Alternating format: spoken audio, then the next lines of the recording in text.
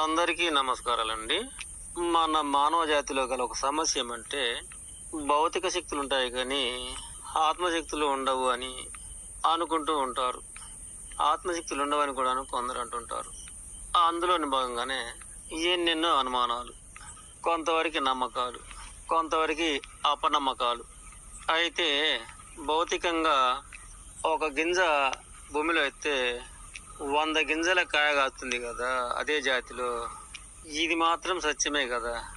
అలాగే కొందరు జ్ఞానులు లోకానికి మేలు చేస్తున్నప్పుడు మూర్ఖ పాలన అనేది ఉండి వారిని బంధించి శిక్షించి అంతమొందించితే కూడా ఇక అటివారు ఈ లోక సంక్షేమం కోరి ఏం తలపెట్టారో అది వారితో అంతం కాదు.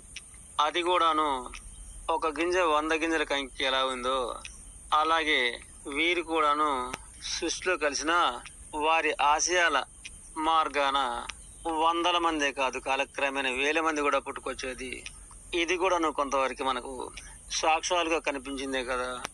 కానుక ఇదే విధంగా ఈ ప్రపంచాన గొప్ప గొప్ప జ్ఞానులు, గొప్ప గొప్ప సంస్కర్తలు, గొప్ప గొప్ప విశ్లేషకులు, గొప్ప గొప్ప పరిశీలకులు వీరందరూ కూడాను వారి యొక్క త్యాగాలు ఈ వ్యవస్థ పొందలేకపోయినా కాలం అనేది ఆగకుండా పయనిస్తుంది కనుక అందున అటువంటి వారి ఆయువు అనేది కదిలిపోయి కాలాన్ని సంపూర్ణం చేసుకుని పండిపోయి తిరిగి సృష్టిలో కలిసిపోతారు కదా.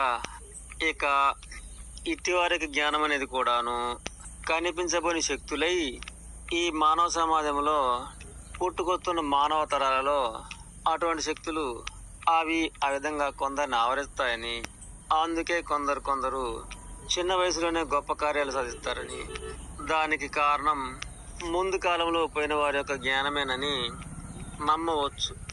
ఎందుకు అంటే ఆ శక్తులు అనేవి కనిపించకుండా ఈ లోకాన్ని తిరుగుతున్నప్పుడు యువతర మానవులు ఎందరో ఎదురైనా ఇక దానికి తగినవాడు ఎదురైనప్పుడు అది ఇక వారిని ఆవరించి అట్టి యువకులతో వారు తలపెట్టిన కార్యాలను సాధించగలుగుతుంటాయి. అందుకే కదా కాలక్రమేణా ఎన్నో రంగాలు దేశంలో అభివృద్ధి అవుతుంటాయి. ఆలనాడు పోయిన వారి తెలివి వీరి తెలివి ఒక మార్గమే ఉంటుంది కనుక ఆ విధంగా అది రెండింతలుగా శక్తిని పుంజుకొని ఆ విధంగా కార్యాల్లో కన్నా రూపకల్పన చేసుకుంటాయి.